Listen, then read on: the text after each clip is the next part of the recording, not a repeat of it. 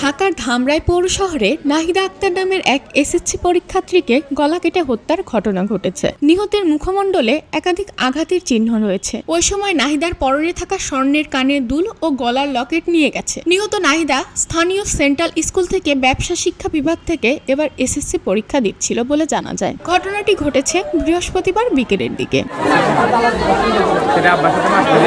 নিহত নাহিদা আক্তার তার নানির সাথে ধামরাই পৌর শহরের পশ্চিম লাকুড়িয়াপাড়া মহল্লার সাব্বির হোসেনের বাসায় ভাড়া থাকে। ওই ভাড়া বাসায় এমন ঘটনা ঘটেছে। আমার ভাগ্নিকে গলার মধ্যে পুঁজ দিয়ে কেউ মাইরা চলে গেছে। পরে আমরা আয়সা দেখি যে ও হাসপাতালে নিয়ে আর মৃত ঘোষণা করছে। আয়সা দেখি যে ও মারা গেছে।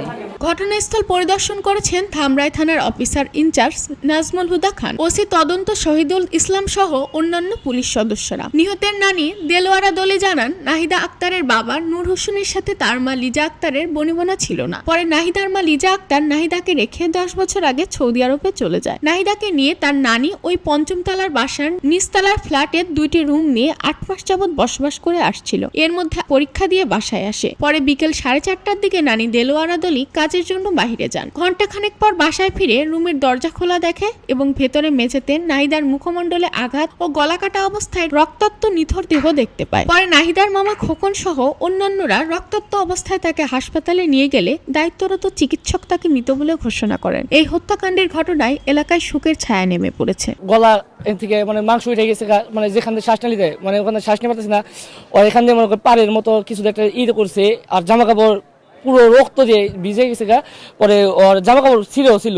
পরে আমি ইমিডিয়েটলি আমরা ওকে তুইলে আমরা ওকে প্রথমে মমতাজে নিয়ে যাই। মমতাজ থেকে বলে যে ওনাকে এখানে রাখা হবে না, গণস্বাস্থ্যে নিয়ে যান, বাঁচার সম্ভাবনা আছে। তখন আমরা তাৎক্ষণিক রিক্সা দিয়ে গণস্বাস্থ্যে নিয়ে যাই। যাওয়ার পরে ওখানে আধা ঘন্টা রাখার পরে শোনা যায় যে ও মারা গেছে।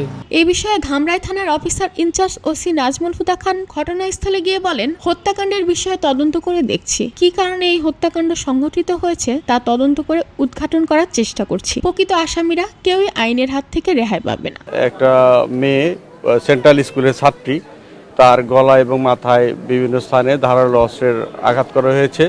তাৎক্ষণিক স্থানীয় লোকজন হাসপাতালে নিয়ে গেছে গণস্বাস্থ্যে, সেখানে সে মৃত্যুবরণ করছে।